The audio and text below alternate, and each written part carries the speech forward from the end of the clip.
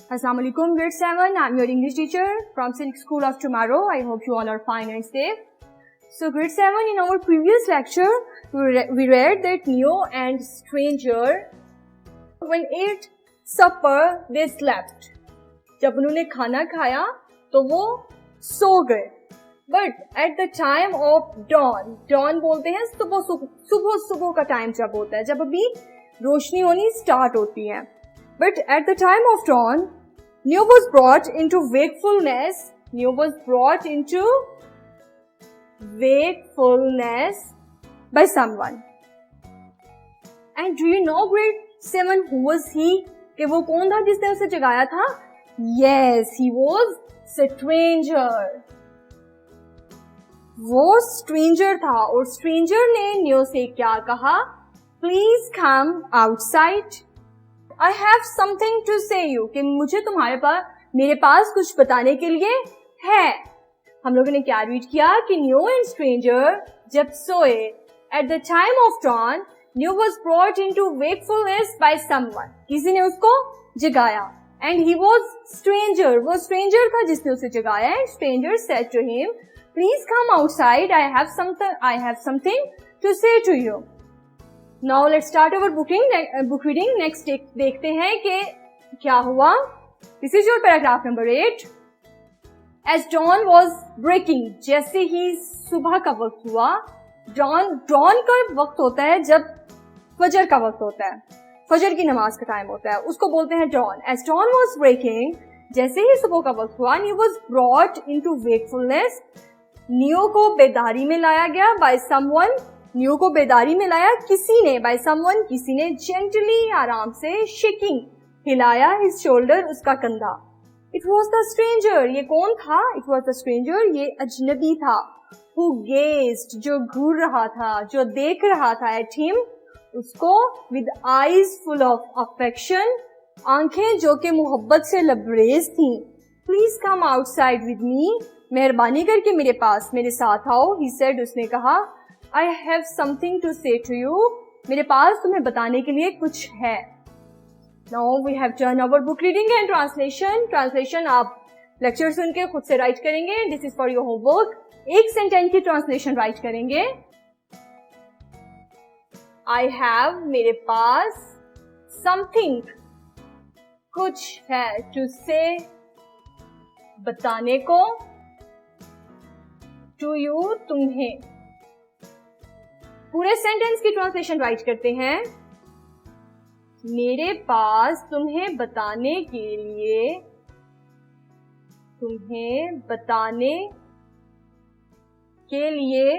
कुछ है. We have done our translation. Okay, grade 7. In our previous lecture, we read about phrases and clauses. हम लोगों ने phrases and clauses के बारे में पढ़ा और हम लोगों ने ये देखा कि phrase क्या होती है. Very good. आप लोगों को याद है अभी तक कि phrase is a group of words. ये words का ऐसा ग्रुप होता है, group of words with no subject and verb combination, जिसमें subject and verb combination नहीं होता, and it doesn't convey complete sense. और ये complete sense convey नहीं कर रही होती. Then what is a clause? तो फिर clause क्या होती है? Clause is a group of words. ये भी एक ग्रुप का, वर्ड्स का ग्रुप है जिसमें सब्जेक्ट एंड वर्ब कॉम्बिनेशन होता है. But it has complete sense. इसमें कंप्लीट सेंस भी होती है. ये कंप्लीट सेंस कन्वे करती है हमें क्लॉज जो होती है. फ्रेज के बारे में क्या पढ़ा? It's a group of words that has no subject and verb combination and it doesn't have complete sense. But what is a clause? Clause is a group of words that has subject and verb combination and it has complete sense. अब next देखते हैं, clause की kinds के बारे में पढ़ते हैं. clauses की two kinds होती हैं, जिसमें एक clause जो होती है वो dependent clause होती है और एक क्लॉज जो होती है वो इंडिपेंडेंट होती है, और इंडिपेंडेंट क्लॉज को हम मेन क्लॉज भी बोलते हैं। क्या बताया मैंने कि क्लॉजेस की दो मेन काइंड्स होती हैं, जिसमें एक हमारे पास होती है डिपेंडेंट क्लॉज और दूसरी हमारे पास होती है इंडिपेंडेंट क्लॉज, जिसको हम मेन क्लॉज भी बोलते हैं। Independent clause has a complete sense, इसमें कंप्लीट सेंस होती है। ग्रुप ऑफ वर्ड्स होता है जिसमें कंप्लीट सेंस होती है, और ये एक कंप्लीट सेंटेंस होता है। फॉर एग्जाम्पल में देखते हैं, you were in the party. अब इसमें देखें सब्जेक्ट भी है, वर्ब भी है, you were in the party. ये एक कंप्लीट सेंटेंस है, एक कंप्लीट सेंस हमें कन्वे कर रही है, उसमें सब्जेक्ट भी है और वर्ब भी है, और इसकी कंप्लीट मीनिंग भी समझ आ रहे हैं। But what about dependent clause? It convey us incomplete sense. ये एक ग्रुप ऑफ वर्ड्स होता है, group of words. It has sense, इसमें सब्जेक्ट एंड वर्ब भी होता है, but it lacks complete sense, इसमें कंप्लीट सेंस नहीं होती। It lacks complete sense, lakhs complete sense. For example, अब इसकी एग्जाम्पल में देखते हैं, When I came home, then what? When I came home, then what? Then आगे क्या हुआ? अब देखें सब्जेक्ट तो इसमें भी है, वर्ब भी है, सब्जेक्ट भी है, वर्ब भी है, बट कंप्लीट मीनिंग नहीं है कि व्हेन आई केम होम, जब मैं घर आया देन क्या हुआ। जब इंडिपेंडेंट क्लॉज के बारे में मैंने आपको बताया था तो मैंने कहा था कि ये ग्रुप ऑफ वर्ड्स हैं जो कि हमें कंप्लीट मीनिंग्स कन्वे करते हैं, बट डिपेंडेंट क्लॉज में क्या है कि इसमें सब्जेक्ट एंड वर्ब भी है, ग्रुप ऑफ वर्ड्स भी है, but it lacks complete sense. अब जब हम इन दोनों सेंटेंसेस को मिला देंगे, You were, when I came home, you were in the party. When I came home, और उसके आगे क्या लिखेंगे? You